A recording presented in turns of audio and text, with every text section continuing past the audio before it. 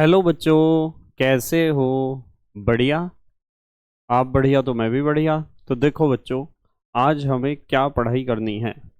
आज है हमारे पास कक्षा 10 का विज्ञान। और कक्षा 10 के विज्ञान में या साइंस में आज हमें पढ़ना है चैप्टर नंबर 11। 11वां चैप्टर हमें पढ़ना है। आप कह सकते हो कि एनसीईआरटी की बुक के अकॉर्डिंग, जो एनसीईआरटी की बुक है उसके अकॉर्डिंग ये हमारा 11वां चैप्टर है। और यदि आप भौतिक विज्ञान के हिसाब से देखते हो तो भौतिक विज्ञान के हिसाब से यह हमारा तीसरा चैप्टर है, जिसका नाम है विद्युत। ठीक है। तो हमें विद्युत को वन शॉर्ट लेक्चर में कंप्लीट करना है। एक ही लेक्चर में हम पूरे चैप्टर को डिस्कस करेंगे। एक ही लेक्चर में पूरे चैप्टर को हम डिस्कस करेंगे, तो आपको बिल्कुल ध्यान से समझते रहना है हर एक टॉपिक को। ठीक है। जैसे ही मैं स्क्रॉल करता हूँ पेज को, नेक्स्ट पेज पर आप तुरंत स्क्रीनशॉट ले लिया करो। यदि आपको अपने नोट्स बनाने हैं तो आप स्क्रीनशॉट ले सकते हो साथ के साथ। और आपका जो मेन मकसद है वो है ध्यान से समझना हर एक कंसेप्ट को। तो स्टार्ट करते हैं आज की पढ़ाई। हम यहाँ से स्टार्ट करते हैं। यह है हमारे पास क्लास 10th का फिजिक्स। और फिजिक्स का है ये चैप्टर नंबर 3rd। या फिर आप कह सकते हो कि एनसीईआरटी के अकॉर्डिंग यदि आप चलते हो तो एनसीईआरटी के अकॉर्डिंग ये 11वां चैप्टर है। ठीक है, नए एनसीईआरटी के अकॉर्डिंग। हमारे चैप्टर का नाम है विद्युत या इलेक्ट्रिसिटी। चैप्टर का नाम है विद्युत या इलेक्ट्रिसिटी। तो इसे हमें डिस्कस करना है और समझना भी है बिल्कुल ध्यान से। हर एक बात को बिल्कुल ध्यान से समझना है। तो सबसे पहला सवाल ये आता है कि सर विद्युत आवेश या इलेक्ट्रिक चार्ज का क्या मतलब होता है। विद्युत आवेश या इलेक्ट्रिक चार्ज का मतलब क्या है? क्या मतलब है, देखो जरा ध्यान से समझो।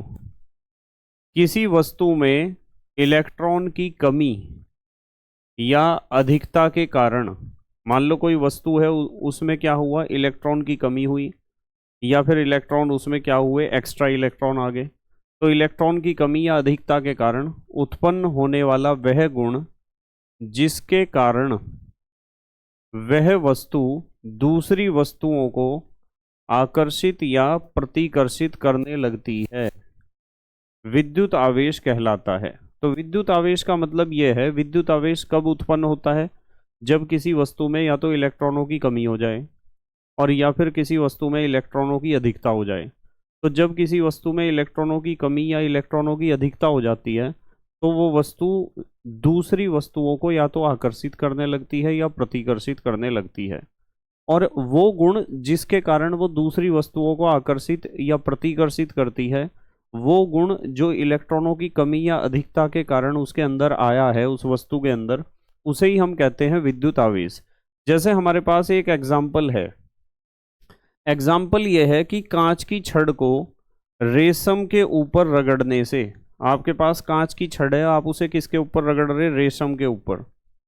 वह कागज के छोटे टुकड़ों व तिनकों को आकर्षित करने लगती है। तो यदि आपके पास एक कांच की छड़ है, आप उसे रेशम के कपड़े के ऊपर रगड़ते हो और फिर कागज के छोटे टुकड़ों को देखते हो, तो छोटे टुकड़ों को वो क्या करती है? आकर्षित करती है वस्तु, कांच की छड़ जो थी। ठीक है। और तिनकों को भी आकर्षित करने लगती है, उसके ऊपर चिपकने लगते हैं, क्योंकि छड़ आवेशित हो जाती है। जब आप कांच की छड़ को रेशम की किसी भी कपड़े पर रगड़ते हो, ठीक है, या घिसते हो, ऐसा करने से क्या होता है? इलेक्ट्रॉन ट्रांसफर होते हैं। क्या होते हैं? इलेक्ट्रॉन स्थानांतरित हो जाते हैं एक वस्तु से दूसरी वस्तु में। और जब इलेक्ट्रॉनों की कमी होती है या इलेक्ट्रॉनों की अधिकता होती है किसी भी वस्तु में, तभी उस वस्तु के ऊपर आवेश आ जाता है। क्या आ जाता है? आवेश। कैसे आ जाता है अभी हम डिस्कस करेंगे। अभी फिलहाल की बात तो यह है, विद्युत आवेश आपको पता होना चाहिए। विद्युत आवेश का मतलब जब किसी वस्तु में या तो इलेक्ट्रॉनों की कमी हो जाए या तो इलेक्ट्रॉनों की अधिकता हो जाए, और जिसके कारण उसमें कुछ ऐसा गुण विकसित हो जाए कि वो दूसरी वस्तुओं को आकर्षित या प्रतिकर्षित करना शुरू कर दे। उस विशेष गुण को जो इलेक्ट्रॉनों की कमी या अधिकता के कारण किसी भी वस्तु में आता है, उसे हम कहते हैं विद्युत आवेश या इलेक्ट्रिक चार्ज। ठीक है। फिर हमें डिस्कस करना है बेटे आवेश के प्रकार। आवेश दो प्रकार के होते हैं। पहला तो होता है धन आवेश और दूसरा होता है ऋण आवेश। तो यदि कोई आपसे पूछता है आवेश क्यों उत्पन्न होता है, तो आपको यहाँ जवाब मिल चुका है। आवेश क्यों उत्पन्न होता है? जब किसी वस्तु में या तो इलेक्ट्रॉनों की कमी होती है या फिर इलेक्ट्रॉनों की अधिकता होती है। अब आपके दिमाग में सवाल तो आ ही रहा होगा कि इलेक्ट्रॉनों की कमी या अधिकता से आवेश क्यों उत्पन्न होता है, क्या कारण है कि किसी वस्तु में जब इलेक्ट्रॉनों की कमी हो जाती है या अधिकता हो जाती है तो आवेश क्यों उत्पन्न होता है, उस बात को भी हम स्पष्ट करेंगे। दूसरा, पहला सवाल तो यह था कि किसी भी वस्तु में आवेश कब उत्पन्न होता है, क्यों उत्पन्न होता है, कारण। उत्तर क्या है? इलेक्ट्रॉनों की कमी या अधिकता होने के कारण। ठीक है। और आवेश आने का सबूत क्या है कि किसी वस्तु पर आवेश आ चुका है या कोई वस्तु आवेशित हो चुकी है, इसका क्या सबूत है? वो वस्तु दूसरी वस्तुओं को आकर्षित या प्रतिकर्षित करने लगती है, ये उसका सबूत होता है कि वस्तु आवेशित हो चुकी है। तो एक हमने परिभाषा भी लिख ली और एक उदाहरण भी लिख लिया। उसके बाद हमने पढ़ा है आवेश कितने प्रकार के होते हैं, 2 प्रकार के, एक तो धनावेश, एक तो ऋणावेश। जब भी मैं नेक्स्ट पेज खोलता हूं आपको स्क्रीनशॉट ले लेना चाहिए तुरंत। देखो, ये आपके दूसरे प्रश्न का उत्तर है। आवेश का इलेक्ट्रॉनिक सिद्धांत। आवेश का इलेक्ट्रॉनिक सिद्धांत हमें बताता है कि किसी भी वस्तु में जब इलेक्ट्रॉनों की कमी होती है तो वस्तु क्यों आवेशित हो जाती है, और जब किसी वस्तु में इलेक्ट्रॉनों की अधिकता हो जाती है, एक्स्ट्रा इलेक्ट्रॉन आ जाते हैं, तो वस्तु क्यों आवेशित हो जाती है। इसी चीज को स्पष्ट करता है आवेश का इलेक्ट्रॉनिक सिद्धांत। तो मान लो हमारे पास एक पदार्थ है, पदार्थ माने कोई वस्तु है, और उसमें से माइनस माने निकल गया है एक इलेक्ट्रॉन। तो जब किसी वस्तु में से इलेक्ट्रॉन निकल जाता है ना, यानी वस्तु में इलेक्ट्रॉन की कमी हो जाती है, तो वस्तु कैसी हो जाती है? धनावेशित। कैसे हो जाती है? यहाँ हमारे पास एक उदाहरण है। जैसे हम बात करते हैं सोडियम के परमाणु की, हमारे पास सोडियम का परमाणु है। सोडियम के परमाणु की खासियत यह होती है कि सोडियम के परमाणु में 11 इलेक्ट्रॉन होते हैं, यानी 11 इकाई ऋणावेश। सबको पता है इलेक्ट्रॉन पर कैसा आवेश होता है? ऋणावेश। और सोडियम के परमाणु में 11 इलेक्ट्रॉन हैं, यानी 11 इकाई ऋणावेशित होता है सोडियम का परमाणु, और 11 ही होते हैं उसमें प्रोटॉन, यानी 11 इकाई धनावेश है उसके पास। तो किसी भी परमाणु में, कोई भी परमाणु में जितने इलेक्ट्रॉन होते हैं ना, उतने ही प्रोटॉन होते हैं। ये प्राकृतिक रूप से होता है। इलेक्ट्रॉनों की संख्या प्रोटॉनों की संख्या के बराबर होती है। इलेक्ट्रॉनों की संख्या मतलब ऋणावेशित इकाइयों की संख्या, और प्रोटॉनों की संख्या का मतलब धनावेशित इकाइयों की संख्या, दोनों क्या होती हैं? बराबर। तो जितना ऋणावेश है, 11 इकाई ऋणावेश है और यह 11 इकाई धनावेश है, तो इसलिए सोडियम का परमाणु नॉर्मली कैसा होता है? उदासीन। उदासीन का मतलब जिसके ऊपर ना तो धनावेश हो और ना तो ऋणावेश हो। तो सोडियम का परमाणु उदासीन इसलिए होता है क्योंकि सोडियम के परमाणु में 11 तो इलेक्ट्रॉन हैं जो ऋणावेशित हैं, और 11 ही प्रोटॉन है जिनके ऊपर धनावेश है। तो सोडियम के परमाणु में 11 इकाई ऋणावेश है और 11 इकाई ही धनावेश है। तो 11 इलेक्ट्रॉन 11 प्रोटॉन को उदासीन कर देते हैं, इसलिए सोडियम का परमाणु कैसा होता है? उदासीन। अब सोडियम के परमाणु में से क्या निकल गया? एक इलेक्ट्रॉन, ये माइनस इलेक्ट्रॉन। जब सोडियम के परमाणु में से एक इलेक्ट्रॉन निकल जाएगा तो क्या होगा भाई? इलेक्ट्रॉन कितने थे? 11 थे। एक निकलने के बाद कितने बचे? 10 इलेक्ट्रॉन बचे। प्रोटॉन तो नहीं निकला, प्रोटॉन तो पहले भी 11 थे और अब भी प्रोटॉन कितने हैं? 11। अब भी प्रोटॉन कितने हैं? 11 ही हैं। तो प्रोटॉन 11 थे, 11 ही हैं, इलेक्ट्रॉन 11 थे पर अब 10 हैं। अब क्या होगा कि ये 10 इलेक्ट्रॉन यानी 10 ऋणावेशित इलेक्ट्रॉन 10 धनावेशित प्रोटॉनों को तो उदासीन कर देंगे, पर वो जो 11वां प्रोटॉन है जो धनावेशित है उसे तो कोई नहीं उदासीन कर सकता ना, जिसके कारण सोडियम के परमाणु पर कैसा आवेश आ जाएगा? धनावेश आ जाएगा। इसलिए हम इसे कहेंगे धन ion, Na positive ion, sodium धन आयन। तो इससे हमें पता चलता है कि जब किसी परमाणु में से इलेक्ट्रॉन निकल जाता है, देखो 11 इलेक्ट्रॉन थे अब रह गए 10, 11 प्रोटॉन थे, प्रोटॉन अब भी 11 हैं। यहाँ तो 11 इलेक्ट्रॉन 11 प्रोटॉन को क्या कर रहे थे? उदासीन कर रहे थे, इसलिए हमारा परमाणु उदासीन था। पर यहाँ 10 इलेक्ट्रॉन 10 प्रोटॉन को ही उदासीन कर पाएंगे, 11वां प्रोटॉन धनावेशित रहेगा, उसे कोई उदासीन नहीं कर सकता, जिसकी वजह से पूरे परमाणु पर धनावेश आ जाएगा और हमें प्राप्त होगा सोडियम का धन आयन। तो इस उदाहरण से आपको यह बात स्पष्ट हो चुकी है कि जब किसी परमाणु या किसी पदार्थ में से इलेक्ट्रॉन निकलता है तो उस परमाणु या पदार्थ के ऊपर कैसा आवेश आ जाता है? धन आवेश आ जाता है। कारण आपको स्पष्ट हो चुका होगा। इसके अलावा दूसरा पॉइंट एक और है जो हमें डिस्कस करना है यहाँ। दूसरा पॉइंट यह है, मान लो आपके पास कोई पदार्थ है और उस पदार्थ में एक एक्स्ट्रा इलेक्ट्रॉन आ चुका है। यदि फालतू इलेक्ट्रॉन उसमें आ गया तो वो पदार्थ ऋण आवेशित हो जाएगा। कैसे हो जाएगा? इसके लिए हमारे पास एक उदाहरण है क्लोरीन परमाणु का। क्लोरीन परमाणु के पास 17 तो होते हैं इलेक्ट्रॉन जो ऋणावेशित हैं और 17 ही होते हैं प्रोटॉन जो धनावेशित हैं।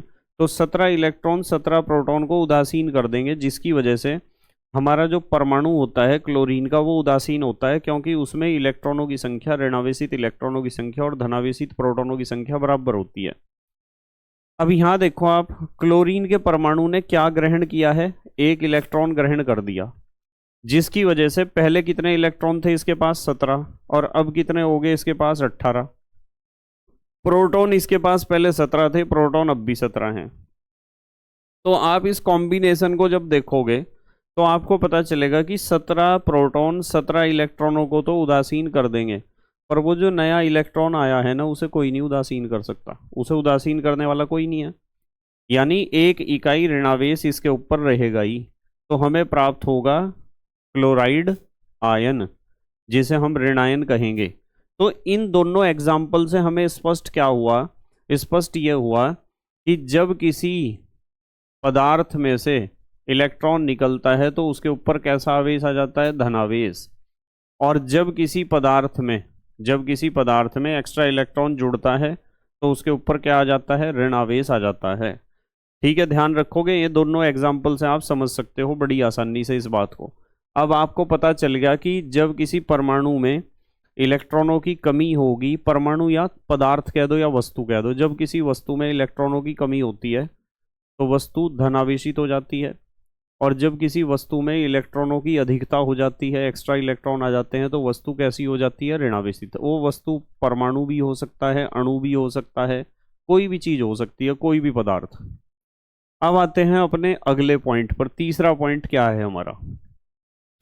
अब हमें पढ़ना है मुक्त इलेक्ट्रॉन मॉडल के आधार पर विद्युत चालन की व्याख्या। मुक्त इलेक्ट्रॉन मॉडल के आधार पर विद्युत चालन की व्याख्या। हमें समझना है कि यदि आपके पास कोई धातु का तार है, जैसे आपके पास तांबे का तार है या एल्यूमिनियम का तार है या लोहे का तार है, उसमें आखिरकार विद्युत धारा प्रवाहित क्यों होती है? उसका कारण क्या है? उसका कारण होता है बेटे मुक्त इलेक्ट्रॉन। यहाँ देखो हेडिंग में क्या लिखा हुआ है? मुक्त इलेक्ट्रॉन। अब सबसे पहला सवाल तो बच्चों के दिमाग में यही आता है कि सर मुक्त इलेक्ट्रॉन का मतलब क्या है? तो आपने अब तक ऐसा पढ़ा है कि हमारे पास जब भी कोई परमाणु है, परमाणु के बिल्कुल बीच में होता है धनावेशित नाभिक, और धनावेशित नाभिक में पाए जाते हैं न्यूट्रॉन और प्रोटॉन। न्यूट्रॉन उदासीन होते हैं, प्रोटॉन होते हैं धनावेशित। फिर आपने पढ़ा है कि परमाणु के चारों तरफ होती हैं कक्षाएं। क्या होती हैं? नाभिक। परमाणु के बिल्कुल बीच में नाभिक है, नाभिक के चारों तरफ क्या होती हैं? कक्षाएं। और कक्षाओं में घूमते हैं इलेक्ट्रॉन। कक्षाओं में कौन घूमते हैं? इलेक्ट्रॉन। तो इन कक्षाओं में इलेक्ट्रॉन घूम रहे होंगे, यह बात तो पता ही है आपको कि भाई परमाणु के बिल्कुल बीच में क्या होता है? धनावेशित नाभिक, जिसमें धनावेशित प्रोटॉन होते हैं और उदासीन न्यूट्रॉन होते हैं। नाभिक के चारों तरफ क्या होती हैं? कक्षाएं। और इन कक्षाओं में कौन घूमते हैं? इलेक्ट्रॉन घूमते हैं जो ऋणावेशित होते हैं। ठीक है, तो जो इलेक्ट्रॉन परमाणु की कक्षाओं में घूमते हैं ना, उन इलेक्ट्रॉनों को तो हम कहते हैं सामान्य इलेक्ट्रॉन। उन्हें हम कहते हैं सामान्य इलेक्ट्रॉन। जो इलेक्ट्रॉन परमाणु की कक्षाओं में घूमते रहते हैं उन इलेक्ट्रॉनों को हम सामान्य इलेक्ट्रॉन कहते हैं। क्या कहते हैं? सामान्य इलेक्ट्रॉन। ठीक है, जो इलेक्ट्रॉन परमाणु की कक्षाओं में घूमते हैं उन्हें तो सामान्य इलेक्ट्रॉन या बंधित इलेक्ट्रॉन आप कह सकते हो। परंतु जो इलेक्ट्रॉन इन परमाणु की कक्षाओं से बाहर निकल गए इस तरीके से, ये इलेक्ट्रॉन बाहर है, बाहर का मतलब कक्षा से भी बाहर है और परमाणु से भी बाहर है। तो परमाणु के बाहर जो इलेक्ट्रॉन घूमते रहते हैं ना, परमाणु के बाहर कहाँ? जहाँ जैसे मान लो हमारे पास एक धातु का तार है, इस तार में बहुत सारे परमाणु आपको दिखाई दे रहे होंगे, धनावेशित परमाणु।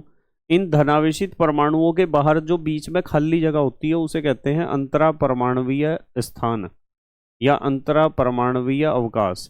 जो अंतरा परमाणुवीय अवकाश होता है उसमें इलेक्ट्रॉन घूमते रहते हैं स्वतंत्र रूप से, और जो इलेक्ट्रॉन परमाणुओं के बीच की खाली जगह में घूमते रहते हैं ना स्वतंत्र रूप से, मुक्त रूप से, उन इलेक्ट्रॉनों को ही हम कहते हैं मुक्त इलेक्ट्रॉन। क्या कहते हैं? मुक्त इलेक्ट्रॉन।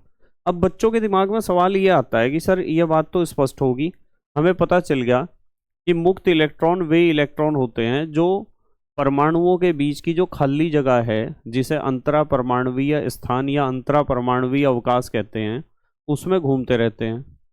पर आखिरकार ऐसा होता क्यों है, और कौन से ऐसे तत्व या पदार्थ हैं जिनमें ये मुक्त इलेक्ट्रॉन पाए जाते हैं? इसका जवाब पता क्या है? इसका जवाब है धातु।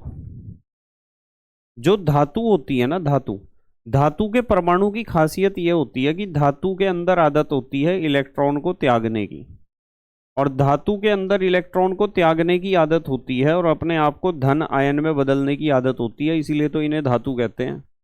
धातु और अधातु का तो पूरा चैप्टर मैंने आपको पढ़ा दिया रासायनिक विज्ञान में, धातु अधातु का।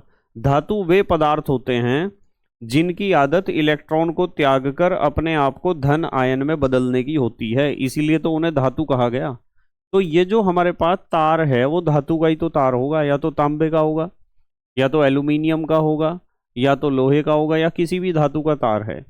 तो ये सारे परमाणु कैसे हैं? धातु के परमाणु हैं, और धातु के परमाणुओं की खासियत ये होती है कि उनकी आदत होती है इलेक्ट्रॉन को त्यागने की। इसलिए यदि आपको धातु का तार मिले, धातु का कोई टुकड़ा मिले, तो धातु के टुकड़े में ही मुक्त इलेक्ट्रॉन आपको मिलेंगे। यदि आपके पास कोई अधातु का टुकड़ा है तो उसमें मुक्त इलेक्ट्रॉन नहीं पाए जाएंगे, क्योंकि अधातु की आदत नहीं होती इलेक्ट्रॉन को त्यागने की। इलेक्ट्रॉन को डोनेट करना का नेचर जो है वो मेटल्स का ही होता है, धातुओं का ही होता है। तो ये आपके पास धातु का एक टुकड़ा है, इस टुकड़े में ये सारे परमाणु, बच्चे सोच रहे होंगे कि ये सारे नाभिक हैं इसलिए इनके ऊपर धनावेश है। ये नाभिक नहीं है बेटे, ये हैं धातु के परमाणु। आपको पता है ये धातु के परमाणु हैं, तो इन्होंने, किसी ने अपना एक इलेक्ट्रॉन छोड़ रखा है, किसी ने दो, किसी ने तीन। तो जब किसी परमाणु में से इलेक्ट्रॉन निकलता है तभी तो उस परमाणु के ऊपर धनावेश आता है। तो ये सारे धातु के परमाणु धनावेशित हमने इसलिए दिखा रखे क्योंकि इन परमाणुओं ने कुछ इलेक्ट्रॉनों को छोड़ रखा है अपने बीच की खाली जगह में, ठीक है। और वे जो इलेक्ट्रॉन बीच की खाली जगह में घूमते हैं, उन इलेक्ट्रॉनों को ही हम कहते हैं मुक्त इलेक्ट्रॉन। क्या कहते हैं? मुक्त इलेक्ट्रॉन। मुक्त इलेक्ट्रॉन वे इलेक्ट्रॉन होते हैं जो परमाणुओं के बीच की खाली जगह में घूमते रहते हैं स्वतंत्र रूप से। अब देखो क्या होता है कि मान लो आपके पास ये एक तार है या धातु का टुकड़ा है, आपने इधर तो लगा दिया, बैटरी के प्लस से जोड़ दिया इसे, और इधर जोड़ दिया बैटरी के माइनस से। तो जैसे ही आप इसे बैटरी के प्लस और बैटरी के माइनस से जोड़ोगे, तो ये जो बीच में हमने बना रखे हैं बहुत सारे मुक्त इलेक्ट्रॉन येलो कलर के, वे सब मुक्त इलेक्ट्रॉन कैसे हैं? ऋण आवेशित हैं। कैसे हैं? ऋण आवेशित। और माइनस किसकी तरफ आकर्षित होता है? प्लस की तरफ। देखो यहाँ भी इस बात को समझाया गया है, यदि आपको स्पष्ट रूप से दिखाई दे रहा होगा तो। प्लस और प्लस, धनावेश धनावेश को क्या करता है? प्रतिकर्षित करता है, दूर भगाता है एक दूसरे से। और ऋणावेश ऋणावेश को प्रतिकर्षित करेगा, जबकि धनावेश और ऋणावेश यानी विपरीत प्रकृति के आवेश एक दूसरे को क्या करते हैं? आकर्षित करते हैं। यह बात आपको पता होनी चाहिए। यदि धनावेशित वस्तु के सामने कोई धनावेशित वस्तु आ जाती है तो ये एक दूसरे को क्या करते हैं? प्रतिकर्षित। ऋणावेशित वस्तु के सामने कोई ऋणावेशित वस्तु आ जाती है तो ये भी एक दूसरे को क्या करते हैं? प्रतिकर्षित करते हैं। जबकि विपरीत प्रकृति यानी धनावेशित वस्तु के सामने यदि कोई ऋणावेशित वस्तु आ जाती है तो ये एक दूसरे को क्या करते हैं? आकर्षित करते हैं। क्या करते हैं? आकर्षित। तो क्या होता है? विपरीत प्रकृति के जो आवेश हैं वे हमेशा एक दूसरे को क्या करते हैं? आकर्षित करते हैं। और हमारे पास जो ये खाली जगह में घूम रहे इलेक्ट्रॉन, उन्हें हम क्या कहते हैं? मुक्त इलेक्ट्रॉन। और वे मुक्त इलेक्ट्रॉन कैसे हैं? ऋणावेशित। और ये वाला सिरा कैसा कर रखा हमने? बैटरी के धनावेश से जोड़ रखा। तो ये जो ऋणावेशित इलेक्ट्रॉन हैं वे धनावेशित सिरे की ओर आकर्षित होंगे। इसका मतलब साफ है कि इलेक्ट्रॉन जितने होंगे, मुक्त इलेक्ट्रॉन इधर को दौड़ेंगे। जब मुक्त इलेक्ट्रॉन इधर को दौड़ते हैं तो समझ जाओ कि ऋण आवेश इधर को चल रहा है, और ऋण आवेश इधर को चल रहा है तो वो बिल्कुल समानता दिखाता है कि धनावेश इधर को चलेगा। और जिधर को धनावेश चलता है यानी इलेक्ट्रॉनों के चलने की विपरीत दिशा में, इस दिशा में विद्युत धारा प्रवाहित होगी। क्या होगी? विद्युत धारा प्रवाहित। आई का मतलब होता है विद्युत धारा को प्रदर्शित करने के लिए हम आई संकेत का प्रयोग करते हैं, स्मॉल आई का। ठीक है। तो आपको यदि कोई पूछता है कि धातुएं विद्युत की सुचालक क्यों होती हैं, तो आपको बताना है कि धातुओं में पाए जाते हैं मुक्त इलेक्ट्रॉन, जो धातु के परमाणुओं के बीच की खाली जगह में स्वतंत्र रूप से घूमते रहते हैं। और ये मुक्त इलेक्ट्रॉन ही आवेश को एक स्थान से दूसरे स्थान तक ले जाने का कार्य करते हैं। और इन मुक्त इलेक्ट्रॉनों की उपस्थिति के कारण ही किसी भी धातु के तार में विद्युत धारा प्रवाहित होती है। और यही है मुक्त इलेक्ट्रॉन मॉडल। तो हमारा टॉपिक था मुक्त इलेक्ट्रॉन मॉडल के आधार पर विद्युत चालन की व्याख्या। ये चित्र आपको बनाकर आना है जरूर। धातुओं में मुक्त इलेक्ट्रॉन पाए जाते हैं, सिर्फ धातुओं में मिलेंगे मुक्त इलेक्ट्रॉन, क्योंकि धातु परमाणुओं की आदत होती है इलेक्ट्रॉन को डोनेट करने की। जब किसी धातु के तार के सिरों पर विभवांतर लगाया जाता है, विभवांतर लगाने का मतलब एक सिरे को धनावेशित और दूसरे सिरे को ऋणावेशित कर दिया, यानी इसे धन ध्रुव बना दिया, उसे ऋण ध्रुव, तो ये मुक्त इलेक्ट्रॉन उच्च विभव यानी यहां से धनावेशित सिरे उच्च विभव वाले सिरे की ओर गति करने लगते हैं। यह है उच्च विभव। इलेक्ट्रॉन सारे इधर को दौड़ेंगे, जिसके कारण तार में विद्युत धारा यानी आई प्रवाहित होने लगती है। बस आपको यह चीज ध्यान रखनी है। ध्यान क्या रखना है? धारा की दिशा सदैव मुक्त इलेक्ट्रॉन्स के चलने की दिशा के विपरीत है या विपरीत होती है। धारा के चलने की दिशा हमेशा मुक्त इलेक्ट्रॉनों के चलने की दिशा के क्या होती है? विपरीत होती है। इस चीज को ध्यान रखना है। और जब भी मैं नेक्स्ट पेज खोलता हूं तो आप स्क्रीनशॉट जरूर ले लिया करो एकदम।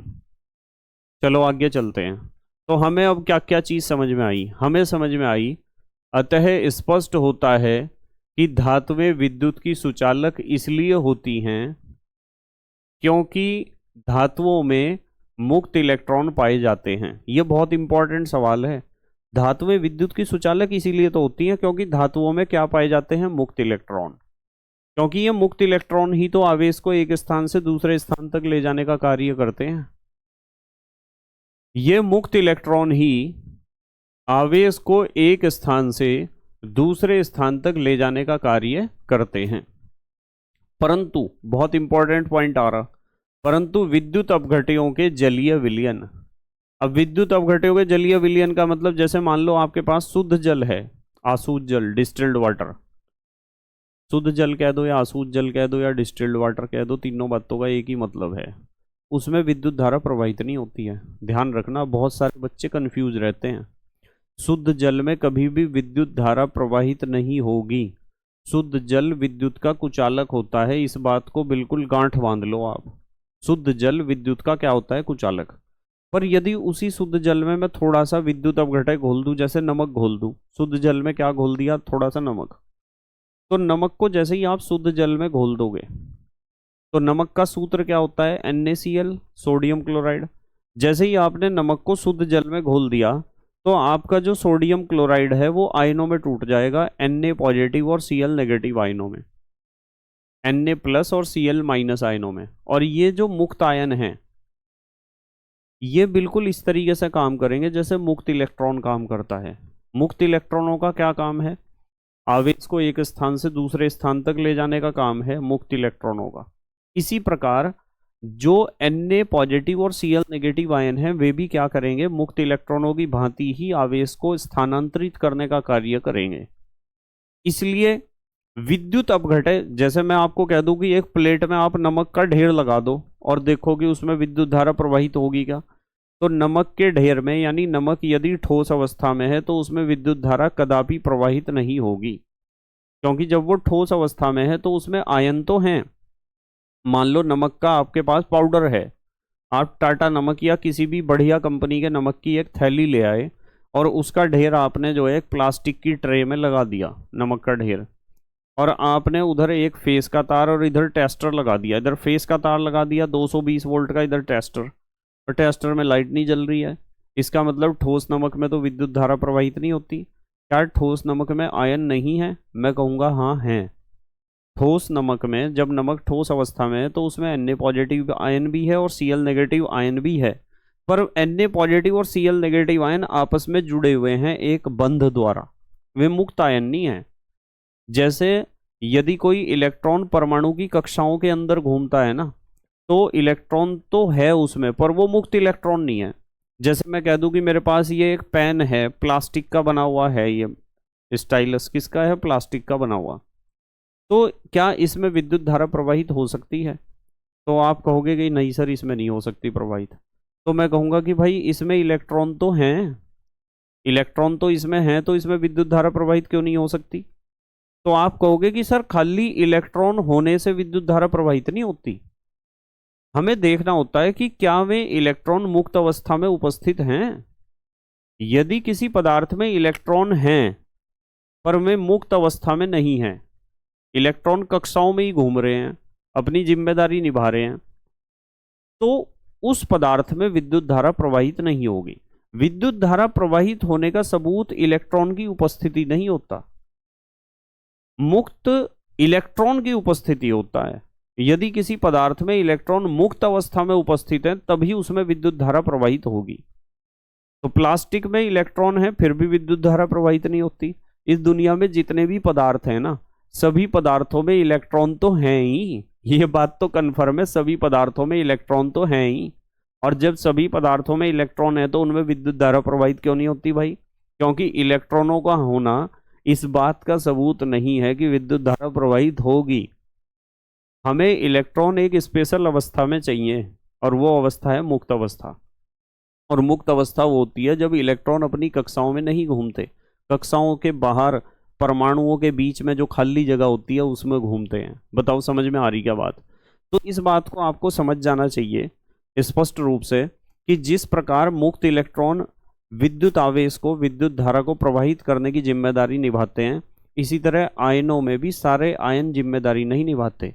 जो आयन किसी बंध से नहीं बंधा हुआ होगा, जैसे हम NaCl की बात करते हैं, ठोस नमक, ठोस नमक में Na पॉजिटिव आयन और Cl नेगेटिव आयन, दोनों आयन आपस में जुड़े होते हैं आयनिक बंध के द्वारा, यानी वे बंधे हुए आयन हैं, मुक्त आयन नहीं है।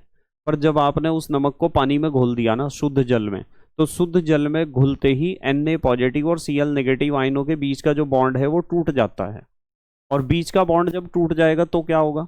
बॉन्ड के टूटने से Na पॉजिटिव आयन भी मुक्त अवस्था में आ जाएगा और Cl नेगेटिव आयन भी मुक्त अवस्था में आ जाएगा। वो बिल्कुल ऐसे हो जाएंगे जैसे मुक्त इलेक्ट्रॉन थे मुक्त अवस्था में। और जब आयन मुक्त अवस्था में आ जाते हैं ना, यानी आयनों के बीच का आयनिक बॉन्ड टूट जाता है, तो अब हम उन आयनों को कहते हैं मुक्त आयन। और वे मुक्त आयन आवेश को बहुत बढ़िया तरीके से स्थानांतरित करने का कार्य करते हैं, प्रवाहित करने का कार्य करते हैं। तो यहां लिखा हुआ है परंतु विद्युत अपघट्यों के जलीय विलयन, जैसे नमक का शुद्ध जल में विलयन, विद्युत के क्या होते हैं? सुचालक इसलिए होते हैं क्योंकि उनमें मुक्त आयन पाए जाते हैं। कोई पूछ सकता है आपसे कि नमक जब ठोस अवस्था में है तो वो विद्युत का कुचालक होता है, पर जब उसी नमक को आप या तो गला दो, तवे पे डाल के आपने उसे गला दिया गर्म कर करके, गलाने का मतलब भी आपने Na पॉजिटिव और Cl नेगेटिव के बीच का बॉन्ड तोड़कर दोनों आयनों को मुक्त अवस्था में आप ले आए। या फिर आपने नमक को शुद्ध जल में घोल दिया। यदि आपने नमक को शुद्ध जल में घोल दिया ना, तो इसका मतलब भी यही है कि आपने क्या काम किया है? आपने आयनों के बीच के बॉन्ड को तोड़कर मुक्त आयन प्राप्त किए हैं। और मुक्त आयनों का व्यवहार बिल्कुल मुक्त इलेक्ट्रॉनों के व्यवहार जैसा ही होता है। तो ये पॉइंट बहुत इंपॉर्टेंट है बेटे। क्या सिखाया इस पॉइंट में मैंने आपको सिखाया दो बात, कि धातुएं विद्युत की सुचालक इसलिए होती हैं क्योंकि धातुओं में पाए जाते हैं मुक्त इलेक्ट्रॉन, और विद्युत अपघट्यों के जलीय विलयन विद्युत के सुचालक इसलिए होते हैं क्योंकि विद्युत अपघट्यों के जलीय विलयनों में पाए जाते हैं मुक्त आयन। क्लियर होगी बात? चलो आगे चलते हैं। अब हमें सीखना है चालक या सुचालक किसे कहते हैं। नाम से ही पता चल रहा, जिन पदार्थों में विद्युत धारा प्रवाहित हो सकती है, जिन पदार्थों में विद्युत धारा प्रवाहित हो सकती है वे चालक कहलाते हैं। जैसे धातुएं, विद्युत अपघट्य के विलयन। फिर हमें पढ़ना है अचालक या कुचालक। किसे कहते हैं अचालक या कुचालक? नाम से ही पता चल रहा। जिन पदार्थों में विद्युत धारा प्रवाहित नहीं हो सकती है वे अचालक कहलाते हैं, जैसे प्लास्टिक। भाई प्लास्टिक में विद्युत धारा प्रवाहित नहीं होती, आपको पता ही है। रबर, कांच, इन सब में विद्युत धारा प्रवाहित इसलिए नहीं होती। दुनिया में जितने भी पदार्थ हैं जिनमें विद्युत धारा प्रवाहित होती है, उसका दो में से कोई सा एक कारण हो सकता है।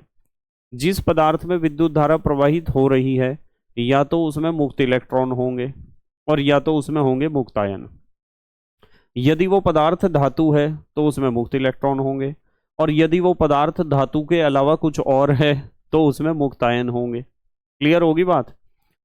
और यदि कोई पदार्थ दुनिया में ऐसा है जिसमें विद्युत धारा प्रवाहित नहीं हो रही है, यानी वो अचालक या कुचालक है, तो स्पष्ट है ये बात कि उस पदार्थ में ना तो मुक्त इलेक्ट्रॉन है और ना ही मुक्त आयन है।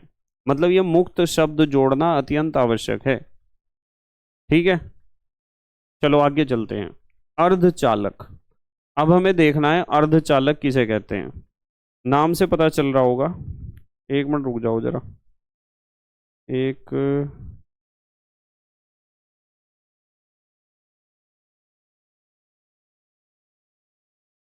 है, अर्धचालक ये सामान्यतः कुचालक होते हैं। अर्धचालक वे होते हैं जो नॉर्मली तो होते हैं कुचालक, परंतु किसी विशेष परिवर्तन के कारण ये चालक बन जाते हैं। जैसे सिलिकॉन है, बोरोन है, जर्मेनियम है, ये सब क्या है? अर्धचालक। अर्धचालक का मतलब होता है जो चालक और कुचालक दोनों की तरह व्यवहार करते हों। ज्यादातर तो ये होते हैं कुचालक या अचालक, पर विशेष परिस्थितियों में ये विद्युत धारा को प्रवाहित करने लग जाते हैं, इसलिए हम इन्हें कहते हैं अर्धचालक। ठीक है, ये सवाल आता है पेपर में, ध्यान रखना। नेक्स्ट, जब भी मैं नेक्स्ट पेज पर आता हूं आप जो है ना स्क्रीनशॉट ले लिया करो तुरंत। अब यहाँ एक हेडिंग है नोट। नोट में लिखा गया है कुचालकों में मुक्त इलेक्ट्रॉन या मुक्त आयन नहीं पाए जाते हैं। देखो ये बात तो समझाई थी। कुचालक क्यों है वो कुचालक? क्योंकि उसमें ना तो मुक्त इलेक्ट्रॉन होंगे और ना ही होंगे उनमें मुक्त आयन, इसीलिए तो हमें कुचालक हैं। ठीक है बेटे, चलो आ जाओ। अब हमें पढ़ना है विद्युत ऊर्जा के स्रोत। विद्युत ऊर्जा हमें कहां कहां से प्राप्त हो सकती है? कौन कौन सी ऐसी जगहें हैं जहां से हमें विद्युत ऊर्जा प्राप्त हो सकती है? इलेक्ट्रिकल एनर्जी या इलेक्ट्रिक एनर्जी कहां कहां से हमें मिल सकती है? जिसमें पहला स्रोत है सौर ऊर्जा। बताओ, धूप से तो बिजली बना ही रही सारी दुनिया आजकल। जल ऊर्जा, जल से बिजली बहुत पहले से बन रही है। आपको पता है पानी के बांध बनाकर पानी को जब गिराया जाता है ऊपर से, तो उससे जो है ना पंखड़ियों वाले टरबाइन घुमाई जाती हैं। ऐसी टरबाइन जिनमें बहुत सारी पंखड़ियां हैं, पानी गिरेगा तो घूमेगी टरबाइन, और जब टरबाइन घूमेगी तो टरबाइन में हमने क्या लगा रखी है? बेल्ट या पट्टे, जिनसे हम घुमा रहे हैं जनरेटर। और जनरेटर घूम रहा है तो जनरेटर से क्या बन रही है? विद्युत धारा, बिजली, करंट। तो विद्युत ऊर्जा सौर ऊर्जा से बनाई जा रही है, जल ऊर्जा से, पवन ऊर्जा से भी हमें प्राप्त होती है। आपने पवन चक्की का नाम सुना होगा। बड़े बड़े पंखे होते हैं जो समुद्र के आसपास के देश हैं या ऐसे देश हैं जहां हवाएं लगातार चलती हैं 12 महीने, वहां पवन ऊर्जा से बिजली बनाई जाती है। नाभिकीय ऊर्जा, नाभिकीय ऊर्जा जैसे नरोरा परमाणु केंद्र है नाभिकीय ऊर्जा, जिसमें यूरेनियम प्लूटोनियम का इस्तेमाल करा जाता है। और परमाणु ऊर्जा भी आप इसे कह सकते हो, नाभिकीय ऊर्जा कहो या परमाणु ऊर्जा, यानी नाभिकीय विखंडन की क्रिया का प्रयोग किया जाता है विद्युत ऊर्जा के उत्पादन में। रासायनिक ऊर्जा, जिसे आप कहते हो विद्युत सेल। भाई रासायनिक ऊर्जा, विद्युत सेल तो बहुत ज़्यादा यूज हो रहा है आजकल। आपको पता है कि आपके मोबाइल फ़ोन में जो बैटरी है वो भी ये तो एक प्रकार का विद्युत सेल है। और मेरा जो माइक है जिससे मैं आपको पढ़ा रहा हूँ, इसमें भी तो विद्युत सेल है। यहाँ इतने सारे रिमोट रखे हुए, एसी का रिमोट, कैमरे का रिमोट, ठीक है, एलईडी का रिमोट, इस बोर्ड का रिमोट, इतने रिमोट यहाँ रखे हुए, सबके अंदर क्या है? सेल लगा हुआ है। और 4 सेल ये लगे हुए हैं यहाँ चार्जिंग पर। रोज मुझे नया सेल का जोड़ा चाहिए इस माइक के लिए रोज, तो मैं रोज नए नए सेल तो खरीदने का नहीं हूँ।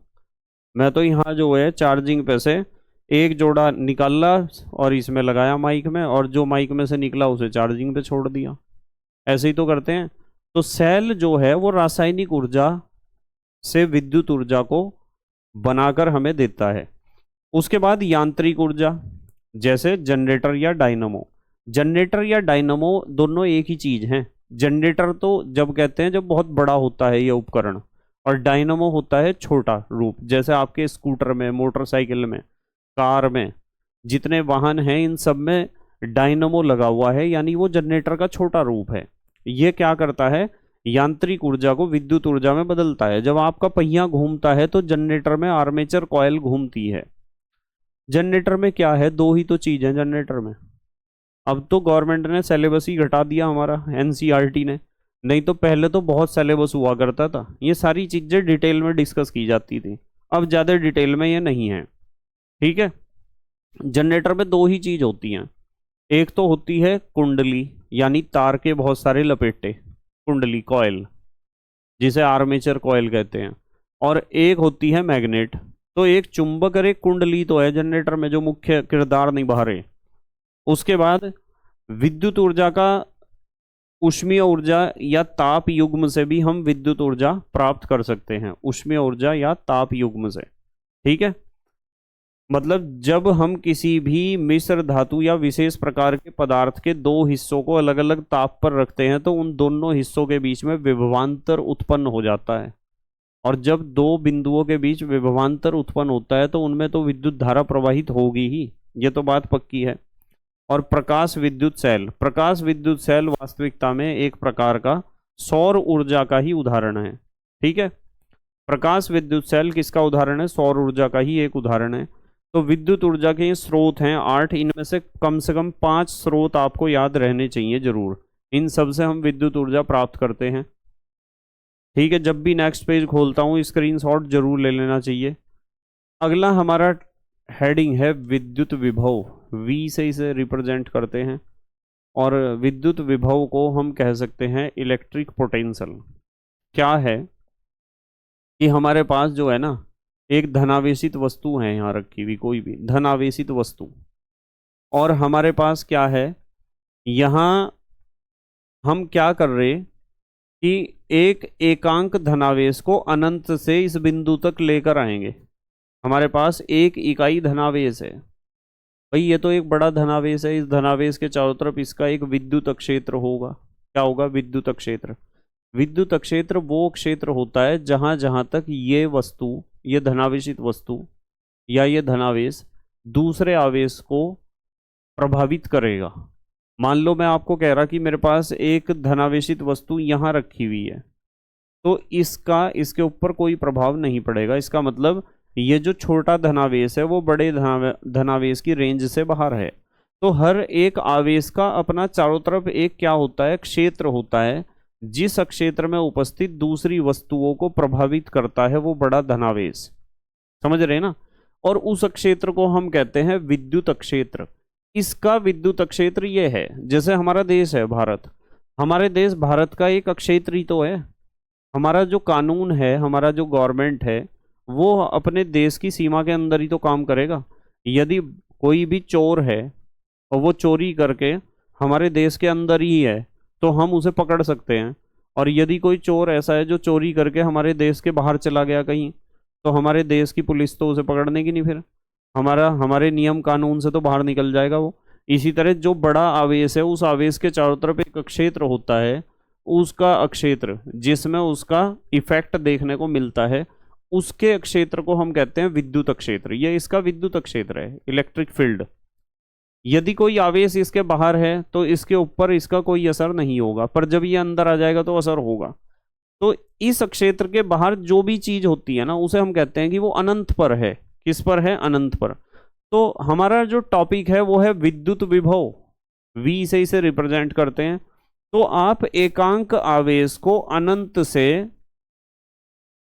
किसी बड़े आवेश के विद्युत क्षेत्र के अंदर किसी बिंदु P तक लेकर आए, तो P तक लेकर आने में जितना कार्य करना पड़ा होगा ना, वो कार्य इसमें इकट्ठा हो जाएगा यहाँ ऊर्जा के रूप में, और उसी कार्य की मात्रा को आप कहोगे इस बिंदु पर विभव। क्या कहोगे, इस बिंदु पर विभव।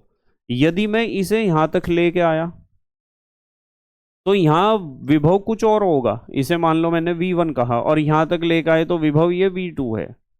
यदि हम इसे यहां तक लेके चले गए तो कुछ और कार्य करना पड़ेगा, तो मतलब कहने की बात यह है कि जब भी एकांक आवेश को बाहर से यानी अनंत से विद्युत क्षेत्र के अंदर किसी भी बिंदु तक लाते हैं तो कुछ ना कुछ काम करना पड़ता है, और वो जितना भी कार्य हम करते हैं ना वो उस वस्तु में, उस आवेश में ऊर्जा के रूप में एकत्र हो जाता है, और उसी कार्य को या उसी ऊर्जा को हम कहते हैं उस पर्टिकुलर बिंदु का विभव। अब यहाँ कुछ बच्चे सोचते हैं कि सर ऐसा क्यों होता है। ऐसा इसलिए होता है क्योंकि हमारा जो बड़ा आवेश है वो कैसा है, धनावेशित, और हम जिस वस्तु को एकांक आवेश को लेके आ रहे हैं वो भी धनावेश है। और आपको पता है जब यहाँ तक लेके आएंगे तो कुछ काम नहीं करना पड़ने का है, क्योंकि यहाँ तक तो उसका कोई इफेक्ट ही नहीं है। पर जैसे ही वो यहाँ प्रवेश करेगा तो ये भी धनावेशित है, वे भी धनावेशित है, दोनों धनावेशित हैं। और आपको पता है जब धन आवेश के सामने धनावेश आ जाता है तो ये दोनों क्या करते हैं, एक दूसरे को प्रतिकर्षित।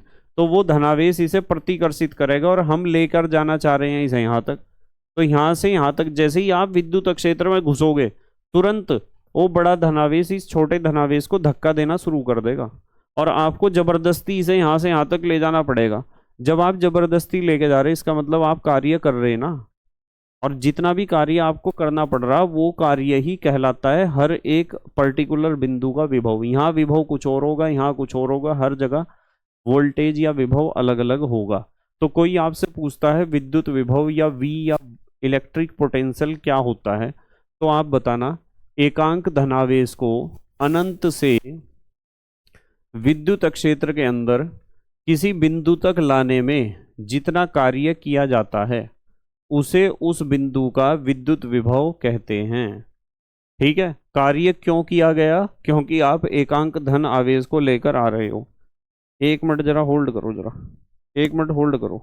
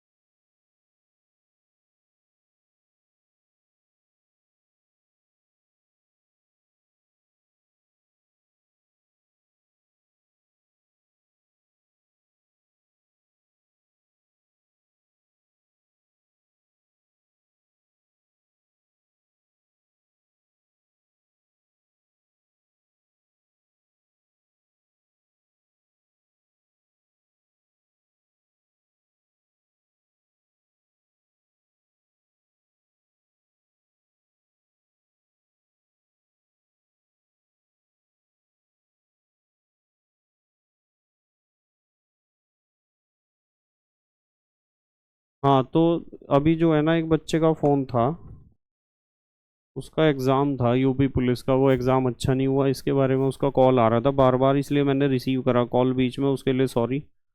चलो साउंड क्लियर आ रही ना अब। देखो देखो बेटे, आ, हाँ ठीक है, हमने पढ़ा कि हम एकांक धनावेश को अनंत से विद्युत क्षेत्र के अंदर किसी बिंदु तक लाने में जितना कार्य करते हैं ना उस कार्य को, या वो जितनी ऊर्जा उसमें एकत्र हुई उस ऊर्जा को हम कहते हैं उस पर्टिकुलर बिंदु का विद्युत विभव। ठीक है, और इसे ज्ञात करने के लिए सूत्र का प्रयोग किया जाता है, विद्युत विभव बराबर कार्य बटे आवेश। वो कार्य जो आप अनंत से इस बिंदु तक लाने में आपने करा है वो कार्य, और आवेश का मतलब कितने आवेश को लेकर आए हो आप। हम एकांक की बात इसलिए करते हैं जब भी किसी सूत्र में बटे में जो भी चीज आती है तो परिभाषा बनाते समय उसे एकांक कर देना चाहिए। ठीक है, आवेश का मतलब कितने इकाई धनावेश आप लेकर आए। इसे आप संकेतों में ऐसे लिख सकते हो, विद्युत विभव को तो V से डिनोट कर दिया, कार्य को W से डिनोट कर दिया, और आवेश को Q से। V उस बिंदु का विभव है, विद्युत विभव जिसका आपको निकालना है, जहां तक आपको आवेश को लेकर आना है। W वो कार्य है, कौन सा कार्य, जब Q आवेश को आप अनंत से उस बिंदु तक लेकर आए हो तो कितना कार्य आपने किया है। मात्रक, कार्य का मात्रक जूल प्रति आवेश का मात्रक कुलाम, तो इसका मात्रक जूल प्रति कुलाम होता है, और जूल प्रति कुलाम को ही हम क्या कहते हैं, वोल्ट। जूल प्रति कुलाम को ही क्या कहते हैं, हम वोल्ट कहते हैं। चलो आगे चल रहे फिर। अब देखो बेटे, आगे चल रहे देखो, अब हमें पढ़ना है एकांक वोल्ट या 1 वोल्ट, ये इंपॉर्टेंट है। एकांक वोल्ट या 1 वोल्ट क्या होता है, परीक्षा में बहुत पूछा जाता है। एकांक वोल्ट या 1 वोल्ट क्या होता है। 1 वोल्ट हमें पता है फार्मूला, विभव बराबर कार्य बटे आवेश, V is equal to W upon Q volt. यदि मैं कह दूं आपको कि Q जो है वो 1 कुलाम है, यानी 1 कुलाम आवेश को लेकर आएंगे हम, और 1 कुलाम आवेश को अनंत से विद्युत क्षेत्र के अंदर किसी बिंदु तक लेकर आने में यदि कार्य 1 जूल करना पड़ जाए।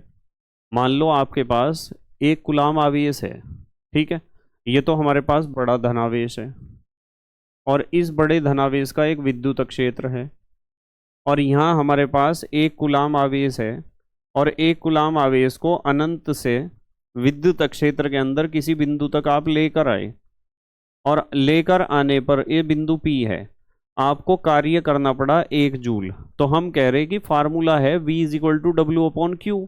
यदि Q 1 कुलाम हो जाए और W 1 जूल, यानी 1 कुलाम आवेश को अनंत से विद्युत क्षेत्र के अंदर किसी बिंदु तक लाने में यदि 1 जूल कार्य करना पड़ रहा है, तो उस बिंदु का विभव 1 वोल्ट या एकांक वोल्ट होगा। तो इस फार्मूले में यदि Q 1 कुलाम हो जाए और W 1 जूल हो जाए, तो V बराबर किसके हो जाएगा, इसके जगह भी हमने W की जगह भी 1 रख दिया, Q की जगह भी 1, तो 1 वोल्ट हो जाएगा। तो परिभाषा क्या बनेगी, परिभाषा बनेगी, अतः जब 1 कुलाम धनावेश को अनंत से विद्युत क्षेत्र के किसी बिंदु तक लाने में 1 जूल कार्य करना पड़ता है, तो उस बिंदु का विभव 1 वोल्ट होता है। उस बिंदु का विभव कितना होता है, 1 वोल्ट। तो 1 वोल्ट विभव उस बिंदु का होगा जिस बिंदु तक आप 1 कुलाम आवेश को जब लेकर आते हो तो आपको केवल 1 जूल कार्य करना पड़ता है। तो उस बिंदु के विभव को हम कहेंगे कि वो 1 वोल्ट विभव है। ठीक है, नेक्स्ट देखो, चलो स्क्रीनशॉट ले लिया करो जैसे ही नेक्स्ट पेज करता हूं। अब हमें सीखना है विभवांतर। विभवांतर को आप इंग्लिश में कह सकते हो वोल्टेज डिफरेंस। क्या कह सकते हो, विभवांतर कहो या फिर वोल्टेज डिफरेंस कहो। क्या होता है विभवांतर या वोल्टेज डिफरेंस। विभवांतर का मतलब यह है कि आपके पास एक विद्युत क्षेत्र है और आपके पास 2 बिंदु हैं, और वस्तु को आप एक बिंदु से दूसरे बिंदु तक लेकर गए 1 कुलाम आवेश को। तो 1 कुलाम आवेश को विद्युत क्षेत्र के अंदर एक बिंदु से दूसरे बिंदु तक लेकर जाने में जितना कार्य करना पड़ेगा ना, वो उन दोनों बिंदुओं के बीच का विभवांतर होगा। मान लो ये बिंदु P1 है, ये P2 है, और आपको दोनों बिंदुओं के बीच का विभवांतर निकालना है। तो आप 1 कुलाम आवेश को एक बिंदु से दूसरे बिंदु तक लेकर जाओ और देखो कि कितना कार्य करना पड़ रहा है। ठीक है, मतलब इसका विभवांतर, इसका विभव माइनस इसका विभव, दोनों के विभवों का अंतर ही विभवांतर है। ठीक है, तो 1 कुलाम धनावेश को किसी परिपथ के एक बिंदु से दूसरे बिंदु तक ले जाने में जितना कार्य करना पड़ता है उसे उन दोनों बिंदुओं के बीच का विभवांतर कहते हैं। यहां परिभाषा में बताया गया है कि मान लो आपके पास एक तार है, उस तार में एक बिंदु A है और एक बिंदु B है, और उस तार में विद्युत धारा प्रवाहित होनी है। यानी उस तार में एक तो स्विच लगा हुआ है, उस तार में एक सेल लगा हुआ है, उस तार में एक बल्ब लगा हुआ है। ठीक है, इस तरह वो जब किसी तार में स्विच भी होता है, सेल भी होता है, बल्ब भी होता है, और इस तरह की और बिजली से चलने वाले या बिजली में इस्तेमाल करे जाने वाले उपकरण होते हैं, तो उस पूरे बड़े उपकरण को कुल मिलाकर जो बनाए उसे हम कहते हैं परिपथ। तो परिपथ यदि मैं इसे यहाँ इसमें मिला दूं ना इस तरीके से, तो स्विच ऑन कर दिया, करंट चलना शुरू हो जाएगा इस तरीके से, ऐसे विद्युत धारा प्रवाहित होनी शुरू हो जाएगी। ये जो सेल का बड़े वाला डंडा होता है ना, इसे तो प्लस कहते हैं और छोटे वाले को कहते हैं माइनस। तो विद्युत धारा तो प्लस से माइनस की तरफ बहेगी ना बाहर, ये बल्ब जलना शुरू हो जाएगा। तो हमारे पास इस परिपथ में 2 बिंदु हैं, एक तो A है एक तो B है। तो बिंदु A और B के बीच आपको क्या करना है, 1 कुलाम आवेश प्लस Q, 1 कुलाम आवेश को एक बिंदु से दूसरे बिंदु तक प्रवाहित करने में जितना कार्य हमें करना पड़ेगा उस कार्य को कहेंगे इन दोनों बिंदुओं के बीच का विभवांतर। तो ये क्या बनाया है यहाँ, परिपथ। क्या बनाया, परिपथ। तो परिपथ के कोई से दो बिंदुओं के बीच आपको यदि विभवांतर देखना है तो आपको उन दोनों बिंदुओं के बीच एक कूलाम धनावेश को लेकर जाना पड़ेगा एक बिंदु से दूसरे बिंदु तक। एक बिंदु से दूसरे बिंदु तक जाने में एक कूलाम धनावेश को जितना कार्य आपको करना पड़ेगा उस कार्य को ही कहेंगे उन दोनों बिंदुओं के बीच का विभवांतर। देखो यही लिखा हुआ है, एक कूलाम धनावेश को किसी परिपथ के एक बिंदु से दूसरे बिंदु तक ले जाने में जितना कार्य करना पड़ता है उसे उन दोनों बिंदुओं के बीच का विभवांतर कहते हैं। और सूत्र वही है, V is equal to W upon Q. मात्रक क्या है, वोल्ट है। अब इस हिसाब से एक वोल्ट की क्या परिभाषा बनेगी, इस हिसाब से मतलब वहां भी हमने एक वोल्ट की परिभाषा बनाई थी। वहां परिभाषा बनाई थी कि आप अनंत से एक इकाई धनावेश को विद्युत क्षेत्र के अंदर किसी बिंदु तक लेकर आए और आपको एक जूल कार्य करना पड़ा। तो हमने विद्युत क्षेत्र के अंदर उपस्थित उस बिंदु के विभव को कहा था कि 1 वोल्ट है। और यहाँ 1 वोल्ट क्या होगा, परिपथ के दो बिंदुओं के बीच का विभवांतर 1 वोल्ट कब होता है, जब आप परिपथ के किन्हीं दो बिंदुओं के बीच एक इकाई धनावेश को लेकर जाते हो और आपको 1 जूल कार्य करना पड़ता है।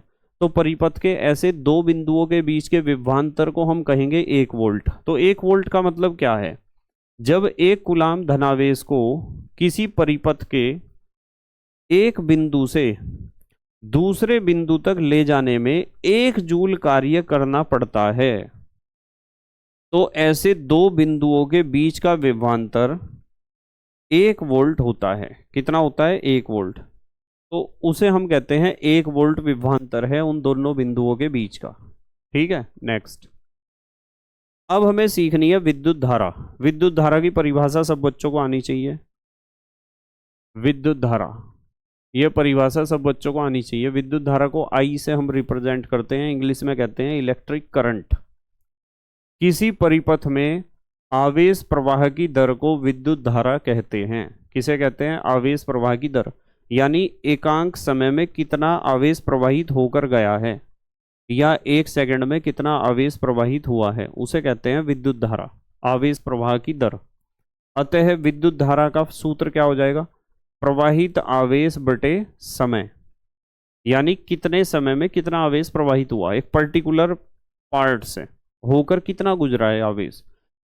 संकेत में आप लिख सकते हो I is equal to Q upon T. मात्रक कूलाम प्रति सेकंड या फिर कूलाम प्रति सेकंड को हम कहते हैं एम्पियर। क्या कहते हैं, एम्पियर। एम्पियर को ए से प्रदर्शित कर सकते हो आप, केवल कैपिटल ए से। और हमेशा ध्यान रखना, विद्युत धारा की दिशा मुक्त इलेक्ट्रॉन्स के चलने की दिशा के विपरीत होती है। यह सवाल आता है पेपर में, यह सवाल परीक्षा में पूछा जाता है कि विद्युत धारा की दिशा कौन सी होती है, किसी भी तार में किस दिशा में विद्युत धारा प्रवाहित होती है।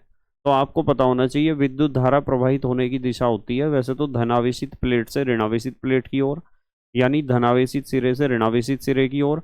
पर यदि इलेक्ट्रॉनों के आधार पर पूछा जाता है कि विद्युत धारा कौन सी दिशा में प्रवाहित होती है, तो आपको बताना है विद्युत धारा हमेशा इलेक्ट्रॉनों के चलने के विपरीत दिशा में प्रवाहित होती है। ठीक है, उसके बाद हमें पता होना चाहिए 1 एम्पियर का मतलब क्या है। देखो विद्युत धारा का मात्रक क्या है, विद्युत धारा का मात्रक एम्पियर है। अब हमें पता होना चाहिए 1 एम्पियर का मतलब क्या है।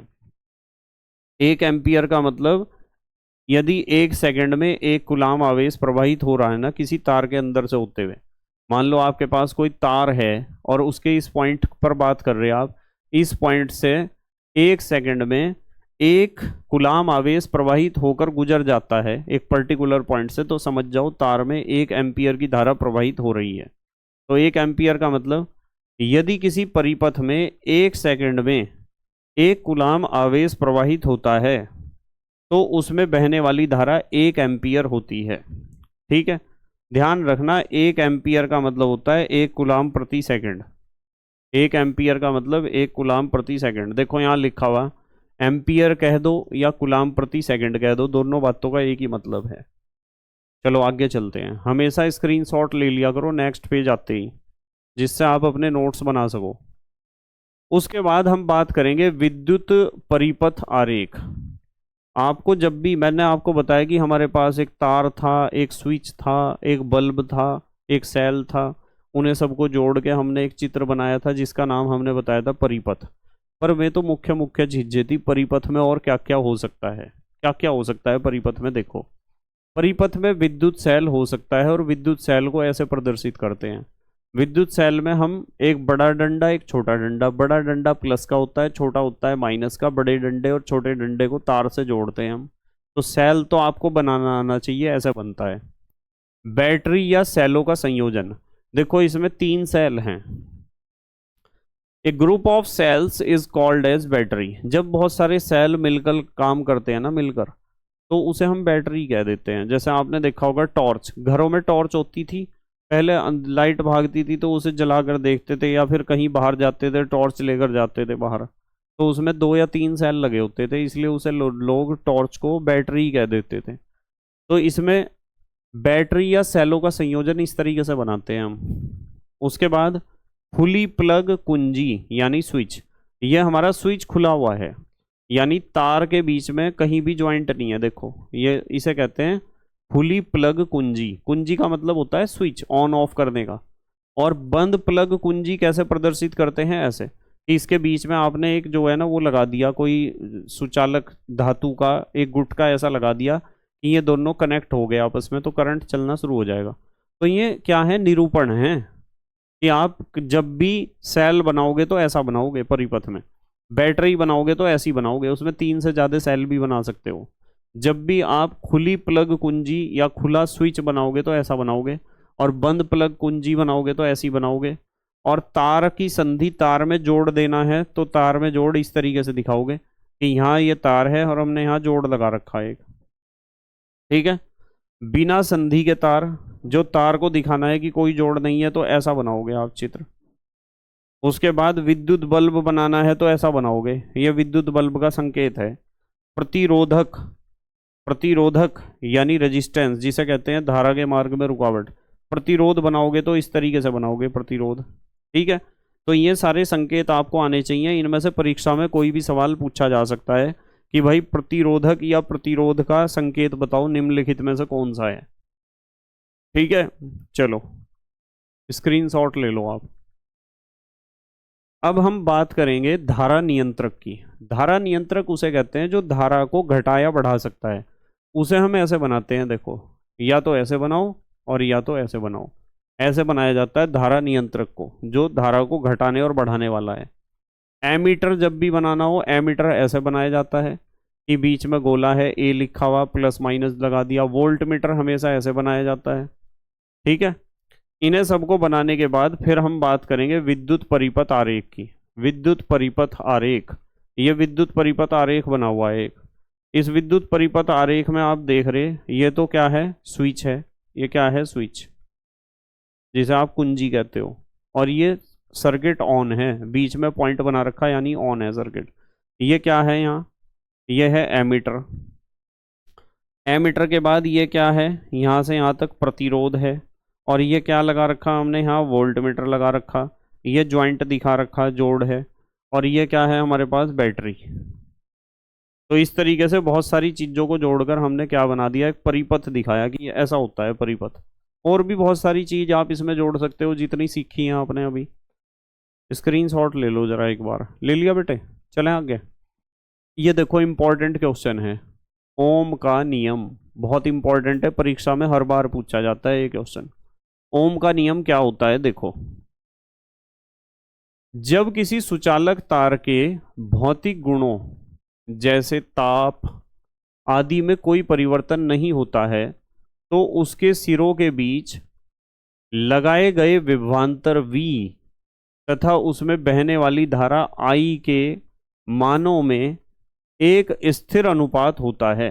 यानी विभवांतर और धारा के मान जो अनुपात है, उसमें एक निश्चित अनुपात होगा, वो कभी नहीं बदलने का, जिसे उस तार का प्रतिरोध यानी R कहते हैं।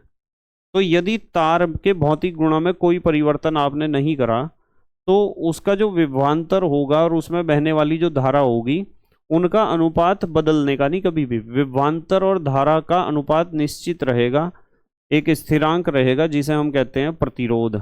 तो विभवांतर को हमने V से प्रदर्शित कर दिया, धारा को I से, तो ये हो गया V/I इज इक्वल टू प्रतिरोध को हम R से प्रदर्शित करते हैं।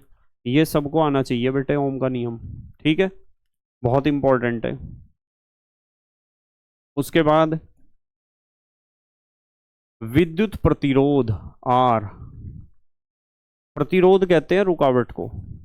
तो धारा के मार्ग में जो रुकावट होती है ना, अब आप कहोगे जी धारा के मार्ग में कहाँ से रुकावट आई। आपको पता है कि यदि हमारे पास ये एक तार है, धातु का क्या है, तार है ये एक, और इस तार में बहुत सारे क्या हैं, बहुत सारे धातु के परमाणु हैं, बहुत सारे, इसमें धातु के परमाणु तो होंगे ही जब धातु का तार है। और ये परमाणु सारे कैसे हैं, धनावेशित हैं, आपको पता है। और इन परमाणुओं के बीच में जो खाली जगह है उसमें क्या है, मुक्त इलेक्ट्रॉन। और जब इस तार में विद्युत धारा प्रवाहित होगी तो ये मुक्त इलेक्ट्रॉन क्या करेंगे, गति करेंगे। ये मुक्त इलेक्ट्रॉन ही तो आवेश को स्थानांतरित करने का कार्य करेंगे। तो जब मान लो मैं कह रहा आपको कि ये वाला सिरा हमने धनावेशित कर दिया और ये वाला सिरा तार का ऋणावेशित कर दिया, तो ये जितने भी इलेक्ट्रॉन हैं वे सारे इलेक्ट्रॉन इधर को ही तो दौड़ेंगे, धनावेशित सिरे की तरफ। तो मान लो मैं इस इलेक्ट्रॉन की बात कर रहा कि ये इधर को दौड़ेगा, तो इधर को दौड़ेगा तो सामने परमाणु तो इसके मार्ग में रुकावट है।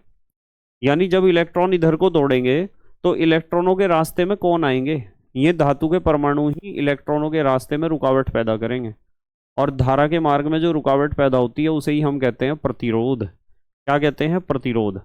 तो यदि कोई आपसे पूछता है विद्युत प्रतिरोध या आर या रेजिस्टेंस का क्या मतलब है, तो किसी सुचालक तार में बहने वाली धारा के मार्ग में रुकावट को प्रतिरोध कहते हैं। ठीक है, प्रतिरोध का मतलब रुकावट, धारा के मार्ग में रुकावट। अथवा किसी सुचालक तार के सिरों के बीच लगाए गए विभवांतर V अथवा विभवांतर V तथा बहने वाली धारा I के अनुपात को उस तार का प्रतिरोध R कहते हैं। तो R कैसे निकलता है, V/I से। ये तो ओम के नियम में अभी हमने पढ़ाई था। तो प्रतिरोध की दो परिभाषाएं होगी। पहली परिभाषा तो ये हुई कि किसी सुचालक तार में बहने वाली धारा के मार्ग में रुकावट जो होती है उस रुकावट को ही हम कहते हैं प्रतिरोध। और दूसरी परिभाषा हुई किसी सुचालक तार के सिरों के बीच के विभवांतर और उसमें बहने वाली धारा में जो अनुपात होता है उस अनुपात को ही हम प्रतिरोध कहते हैं। प्रतिरोध का मात्रक होता है वोल्ट प्रति एम्पियर, या फिर हम इसे ओम भी कहते हैं। ओम को ऐसे भी लिख सकते हैं और संकेत ये होता है ओम का। ठीक है, तो प्रतिरोध की परिभाषा सभी बच्चों को आनी जरूरी है, बहुत। स्क्रीनशॉट लो जल्दी से। प्रतिरोध के बाद हमें पढ़ना है विशिष्ट प्रतिरोध। क्या पढ़ना है, विशिष्ट प्रतिरोध। विशिष्ट प्रतिरोध को हम प्रतिरोधकता भी कहते हैं और इसे रोहो से प्रदर्शित करते हैं। ये निशान है रोहो का। तो किसी सुचालक तार का प्रतिरोध, इंपॉर्टेंट है, ध्यान रखना, ये इंपॉर्टेंट है। किसी सुचालक तार का प्रतिरोध निम्न कारकों पर निर्भर करता है। किसी भी सुचालक तार का प्रतिरोध कौन कौन से कारक पर निर्भर करता है। नंबर 1, ये जो प्रतिरोध होता है वो अनुक्रमानुपाती होता है तार की लंबाई के। तार जितना ज़्यादा लंबा होगा ना, धारा के मार्ग में उतनी ज़्यादा रुकावट होगी। तो सोचो कि बिजली घर, जहाँ से पावर हाउस जहाँ बिजली बन रही है वहाँ से हमारे घर तक आ रही, कितना लंबा तार होगा, कई 100 किलोमीटर लंबा। तो उसमें तो बहुत ज़्यादा प्रतिरोध होगा फिर। हाँ, होता है। तार की लंबाई जितनी ज़्यादा होगी धारा के मार्ग में रुकावट भी तो उतनी ज़्यादा होगी। तो प्रतिरोध अनुक्रमानुपाती होता है तार की लंबाई के। इस बात को हम ऐसे लिख सकते हैं R अनुक्रमानुपाती L। और बेटे प्रतिरोध व्युत्क्रमानुपाती होता है अनुप्रस्थ काट के क्षेत्रफल यानी मोटाई के। तार जितना ज़्यादा मोटा होगा ना प्रतिरोध उतना कम होगा। तार जितना ज़्यादा मोटा होगा उसमें धारा के मार्ग में रुकावट उतनी ही कम होगी। ये बिल्कुल ऐसा ही है जैसे एक तो सड़क है 1 लेन या 2 लेन और एक है 4 लेन, एक है 6 लेन। सड़क जितनी चौड़ी होती चली जाएगी ट्रैफिक के मार्ग में रुकावट उतनी कम होती चली जाएगी। इसी तरीके से तार जो होता है ना, तार की सच्चाई तो ये होती है कि मान लो एक तार तो ऐसा है आपके पास और एक तार है ऐसा। इन दो तारों को देख लो और कोई आपसे पूछ रहा कि इस वाले तार में विद्युत धारा के मार्ग में ज़्यादा रुकावट होगी पतले तार में या ये जो मोटा सा तार बनाया इसमें विद्युत धारा के मार्ग में ज्यादा रुकावट होगी, तो मैं कहूंगा जो पतला तार है इसमें धारा के मार्ग में ज्यादा रुकावट होगी, क्योंकि ये पतली सड़क जैसा है जिसमें ट्रैफिक जाम लगा ही रहेगा, जिसमें परमाणु इलेक्ट्रॉनों के रास्ते में आते ही रहेंगे। और जो मोटा तार है ना, मोटे तार में धारा के मार्ग में रुकावट कम होगी, प्रतिरोध कम होगा। इसका एक और कारण भी है, यदि आप इन तारों को, मैं कह रहा कि इस तार को यहां से देखो और इसे यहां से देखो, जब आप इस तार को सामने से देखोगे तो ये ऐसा ही तो होगा, और इसे देखोगे तो ये कैसा होगा, ये ऐसा होगा। अब एक बात समझनी है आपको, विद्युत धारा जो है ना बेटे, वो सरफेस पर चलती है, पृष्ठ पर। आपके पास ये कोई तार है, ठीक है, इसके ऊपर यहां चलता है करंट, तार के ऊपर चलता है करंट, ऊपर अंदर से होके नहीं जाता करंट कभी भी। तो इसका सरफेस तो बहुत ज्यादा होगा, पृष्ठ तो बहुत ज्यादा होगा, पृष्ठीय इसका वक्र पृष्ठ ज्यादा होगा, इसका वक्र पृष्ठ कम होगा क्योंकि ये पतला है। और जब वो सरफेस के ऊपर बहता है करंट, तो जो मोटा तार होगा उसका तो पृष्ठीय क्षेत्रफल ज्यादा होगा ही, तो बहने के लिए करंट को यानी इलेक्ट्रॉनों को चलने के लिए ज्यादा जगह मिलेगी ना, ठीक है। तो अनुप्रस्थ काट का क्षेत्रफल यानी मोटाई जितनी ज्यादा होती है, प्रतिरोध उतना क्या होता है, कम। इस बात को हम ऐसे कह सकते हैं, आर व्युत्क्रमानुपाती ए। तीसरा चीज है तार के पदार्थ पर, तार के पदार्थ पर भी निर्भर करता है प्रतिरोध। जैसे तार के पदार्थ पर बताऊं, चांदी का प्रतिरोध बहुत कम है, ठीक है, सोने का प्रतिरोध कम है। और यदि मैं बात करूं कि आप जो है तांबे और लोहे की तुलना करो, तो तांबे का प्रतिरोध कम है, लोहे का थोड़ा ज्यादा है। तांबे का तार ज्यादा अच्छा है विद्युत धारा को प्रवाहित करने के लिए लोहे के मुकाबले। तो पदार्थ आपके पास कौन सी धातु है, कौन सा पदार्थ है, उसके ऊपर भी डिपेंड करता है प्रतिरोध। और तार के ताप पर भी, यदि तार गर्म होगा ना, तो गर्म होने पर प्रतिरोध बढ़ जाता है। गर्म होने पर क्या होता है, प्रतिरोध बढ़ जाता है। उसका कारण यह है कि मान लो ये तो इलेक्ट्रॉन है, इस इलेक्ट्रॉन को विद्युत धारा को प्रवाहित करने के लिए आवेश को लेकर चलना है, और इसके सामने कौन आ रहा है, परमाणु, जो इसके मार्ग में रुकावट पैदा कर रहा। अब क्या हुआ कि तार गर्म हो गया, क्योंकि इलेक्ट्रॉन्स बार बार परमाणु पर टकराते रहते हैं, तो गर्म तो कर ही देंगे परमाणुओं को। तो यदि ये परमाणु गर्म हो गया ना, तो गर्म होने के कारण इसके कंपन का आयाम बढ़ जाएगा। अब ये इस तरीके से कंपन करेगा गर्म होने के बाद। तो जब गर्म नहीं हुआ था तो कंपन कम कर रहा था, तो ज्यादा रास्ता नहीं रोक रहा था इसका। और जब आपके तार में लगातार करंट प्रवाहित हो रहा, तो इलेक्ट्रॉन बार बार परमाणुओं के ऊपर टक्कर मार के उन्हें गर्म कर रहे। गर्म करने से पहले जब ठंडे थे परमाणु, तो इतना कंपन कर रहे थे, ऐसे कर रहे थे जैसे क्रिकेट में जो विकेट कीपर होता है ना, वो उसका एरिया सीमित है ना, कि मुझे इतने एरिया तक जाना है। और फिर क्या हुआ, जब लगातार तार में विद्युत धारा प्रवाहित हुई, इलेक्ट्रॉन्स ने बार बार परमाणुओं के ऊपर टक्कर मारी, तो टक्कर मारने से क्या हुआ, वे गर्म हो गए। गर्म होने के बाद ऊष्मीय ऊर्जा उनकी बढ़ी, गतिज ऊर्जा बढ़ी, तो अब उन्होंने बहुत ज़्यादा दूर दूर तक कंपन करना शुरू कर दिया। ऐसे जैसे फुटबॉल का गोलकीपर होता है कि अब तो मैं बहुत ज़्यादा एरिया को कवर करूँगा। तो जब वे ठंडे थे ना परमाणु, तो इलेक्ट्रॉनों के रास्ते में कम रुकावट पैदा कर रहे थे, और जब वे गर्म हो गए तो इलेक्ट्रॉनों के रास्ते में ज़्यादा रुकावट पैदा करी उन्होंने, क्योंकि उनके कंपन का आयाम बढ़ गया। ये बिल्कुल ऐसा हुआ है जैसे आप अपनी गली से चलते हुए जा रहे हैं और सामने दो सांड खड़े हुए हैं, सिर्फ खड़े हुए हैं, गतिशील नहीं है, तो आप हिम्मत करके निकल ही जाओगे, हालांकि वे दो सांड आपके मार्ग में रुकावट पैदा कर रहे हैं, पर आप फिर भी हिम्मत मार के निकल ही जाओगे। और यदि वे दोनों सांड गतिशील अवस्था में हो, लड़ रहे हो, भाग रहे हो इधर उधर, तो इसका मतलब वे प्रतिरोध ज़्यादा पैदा करेंगे। समझ रहे हैं ना। तो ये जो धातु के परमाणु है ना, ये बस यूँ समझ लो, जितने गर्म होंगे उतना ज़्यादा इलेक्ट्रॉनों के रास्ते में रुकावट पैदा करेंगे, ठीक है। तो तार के ताप पर भी निर्भर करता है प्रतिरोध, ठीक है। अब देखो, चार बातें हमने पढ़ी, चार बातें जो पढ़ी हमने, एक बार मैं दोबारा बता देता हूँ। ये चार बातें पढ़ी हमने, जिनमें पहली तो बात ये पढ़ी कि प्रतिरोध अनुक्रमानुपाती होता है लंबाई के तार की, और प्रतिरोध व्युत्क्रमानुपाती होता है अनुप्रस्थ काट के क्षेत्रफल के।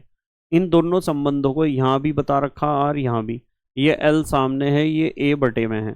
तो यदि मैं पहले और दूसरे संबंध को इकट्ठा कर लूँ तो ये हो जाएगा R अनुक्रमानुपाती L अपॉन A। इकट्ठा करेंगे, चलो स्क्रीनशॉट ले लिया करो तुरंत नेक्स्ट पेज खोलते ही, स्क्रीनशॉट लो। तो यहाँ लिखा हुआ है बिंदु 1 व 2 से क्या हो जाएगा, R अनुक्रमानुपाती L अपॉन A। हो गया ना, यानी प्रतिरोध लंबाई बढ़ने पर बढ़ता है और क्षेत्रफल बढ़ने पर घटता है। अब आपको पता है कि ये जो अनुक्रमानुपाती का निशान है इसे हटा के यदि हमने बराबर का निशान लगा दिया तो कांस्टेंट हमें लगाना पड़ेगा, और कांस्टेंट है यहाँ रोहो, जैसे आप कहते हो विशिष्ट प्रतिरोध, ये कांस्टेंट लग गया रोहो। ये कांस्टेंट कब लगा, जब हमने अनुक्रमानुपाती के निशान को हटाकर बराबर का निशान लगाया। तो यदि यहां से हम रोहो का फार्मूला बनाएं तो क्या हो जाएगा बेटे, ए तो चला जाएगा गुणा में और एल आ जाएगा बटे में, आर ए अपॉन एल। तो rho is equal to R A upon L हो जाएगा। तो ये फार्मूला है विशिष्ट प्रतिरोध का, rho is equal to R A upon L. R तो प्रतिरोध है और ए क्या है पता है आपको, ए क्या है, ए है अनुप्रस्थ काट का क्षेत्रफल, तार की अनुप्रस्थ काट का क्षेत्रफल। ठीक है,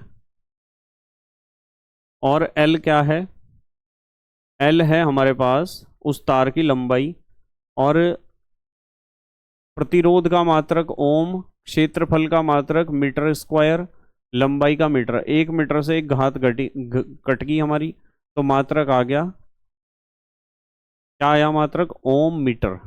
तो कोई आपसे पूछता है विशिष्ट प्रतिरोध का मात्रक बताओ, तो आपको बताना है ओम मीटर। क्या बताना है, ओम मीटर। जहां रोहो क्या है, विशिष्ट प्रतिरोध, या फिर इसे प्रतिरोधकता भी कहते हैं। रोहो को हम विशिष्ट प्रतिरोध या प्रतिरोधकता कहते हैं। यदि L 1 मीटर हो, यानी तार की लंबाई 1 मीटर हो, और अनुप्रस्थ काट का क्षेत्रफल क्या हो, 1 वर्ग मीटर हो, वो तार की मोटाई जो है वो 1 वर्ग मीटर हो, तो यदि ये भी 1 हो गया, ये भी 1, तो rho is equal to are हो जाएगा ना। तो रोहो इज इक्वल टू क्या हो जाएगा, आर, या फिर R इज इक्वल टू रोहो, यानी जो प्रतिरोध होगा वही प्रतिरोधकता या विशिष्ट प्रतिरोध होगा। तो हम कह सकते हैं किसी पदार्थ के 1 मीटर लंबे, 1 मीटर लंबे क्यों कहा, क्योंकि हमने यहाँ लंबाई ली है 1 मीटर। किसी पदार्थ के 1 मीटर लंबे तथा 1 वर्ग मीटर अनुप्रस्थ काट के, 1 वर्ग मीटर अनुप्रस्थ काट के क्षेत्रफल वाले तार का प्रतिरोध ही उसका विशिष्ट प्रतिरोध रोहो होता है। उसका क्या होता है, विशिष्ट प्रतिरोध रोहो। ठीक है, चलें आगे, चलो। अब हम बात करेंगे सेल का आंतरिक प्रतिरोध। क्या होता है आंतरिक प्रतिरोध, हमें पता चल गया कि धारा के मार्ग में जो रुकावट होती है उसे प्रतिरोध कहते हैं, पर सेल के अंदर भी तो धारा के मार्ग में रुकावट होती होगी जरूर। सेल के अंदर धारा के मार्ग में जो रुकावट होती है उसे कहते हैं सेल का आंतरिक प्रतिरोध। किसी सेल के घोल या मिश्रण द्वारा धारा के मार्ग में जो रुकावट पैदा होती है, सेल के अंदर घोल होता है ना, कुछ मिश्रण, कुछ रासायनिक पदार्थ होगा, तो किसी सेल के घोल या मिश्रण द्वारा धारा के मार्ग में जो रुकावट पैदा होती है उसे सेल का आंतरिक प्रतिरोध स्मॉल r कहते हैं। परिपथ में प्रवाहित धारा जो निकलती है वो सेल का विद्युत वाहक बल बटे कुल प्रतिरोध से निकलती है। तो यदि पूरी धारा निकालनी है तो सेल का विद्युत वाहक बल को हम E से प्रदर्शित करते हैं, और कैपिटल R है बाह्य प्रतिरोध और स्मॉल r है आंतरिक प्रतिरोध। सेल के अंदर भी तो धारा के मार्ग में कुछ ना कुछ रुकावट होती है जरूर।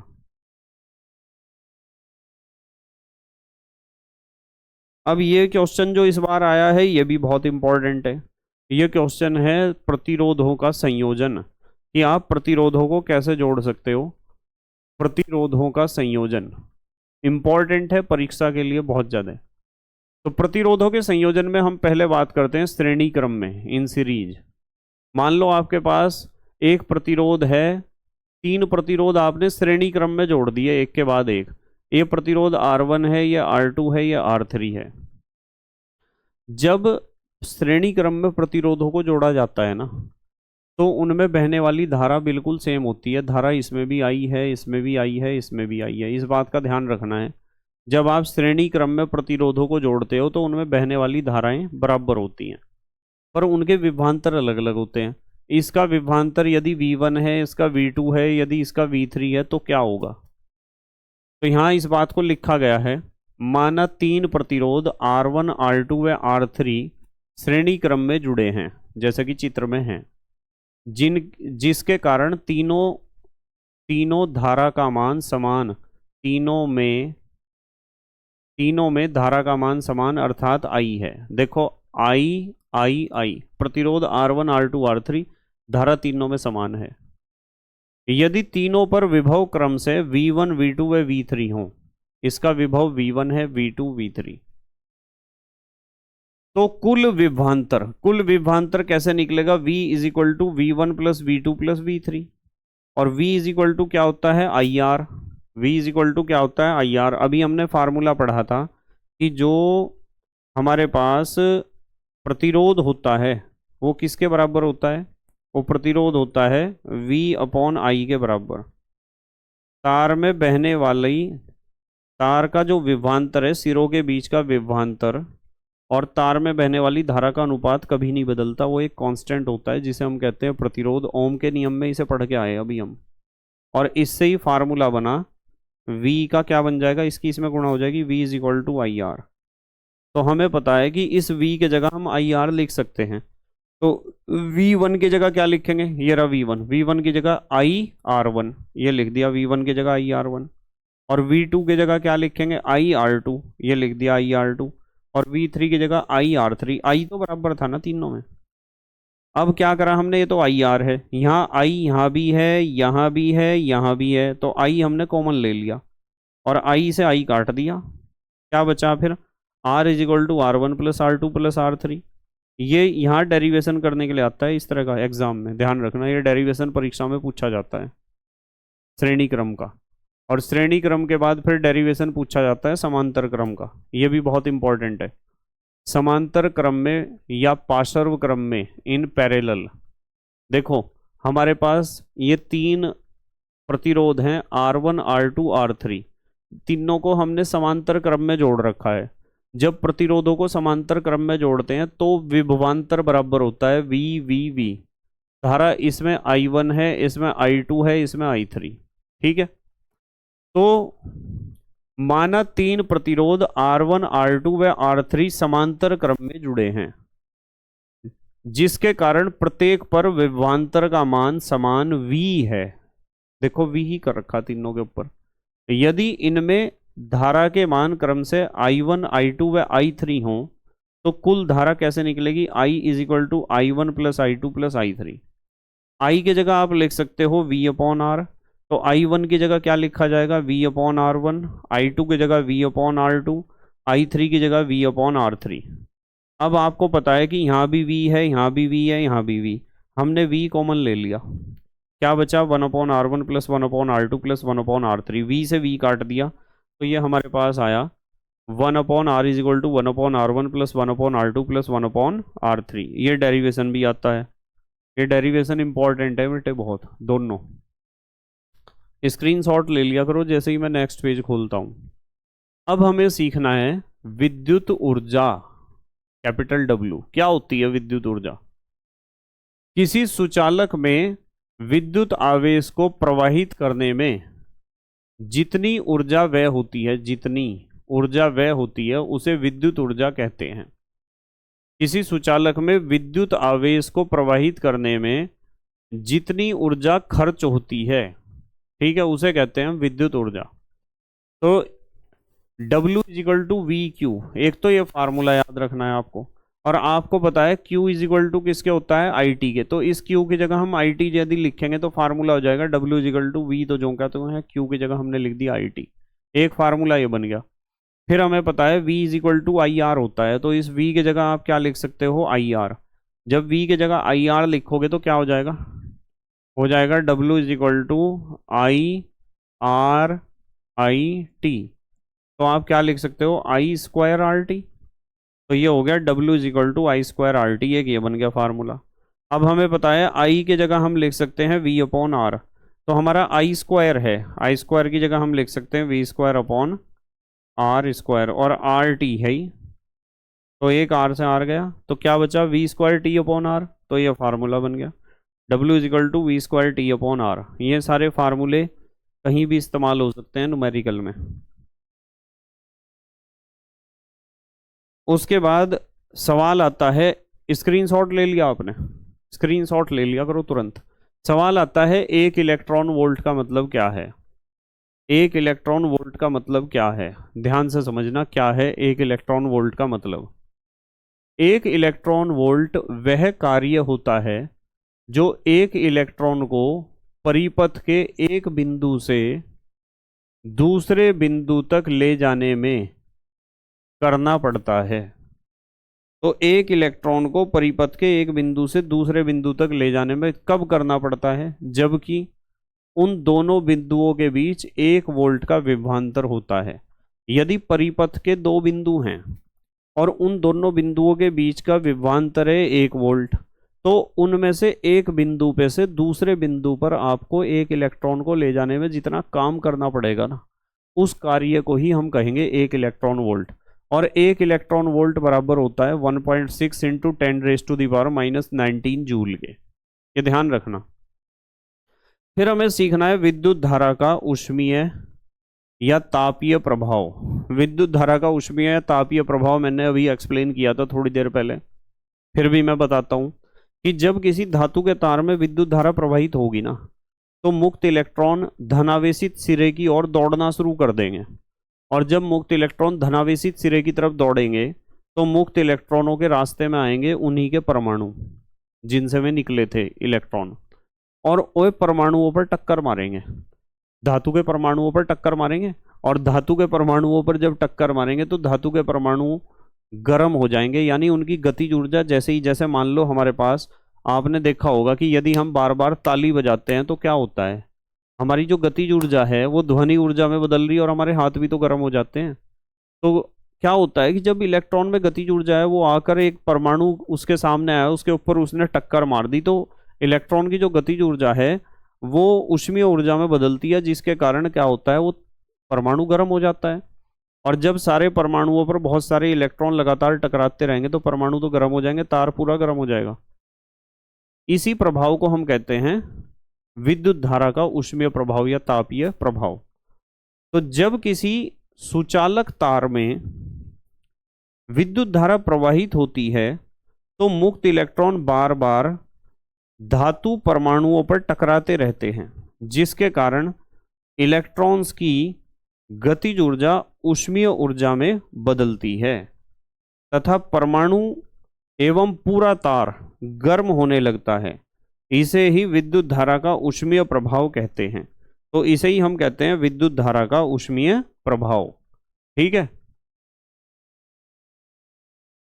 अतः उत्पन्न ऊष्मा की माप आप ऐसे निकाल सकते हो, H is equal to V Q upon 4.2 calorie. और हमें पता है Q की जगह हम क्या लिख सकते हैं, IT। तो ये हो जाएगा, सारे वही फार्मूले हैं, सिर्फ 4.2 से डिवाइड कर रखा है।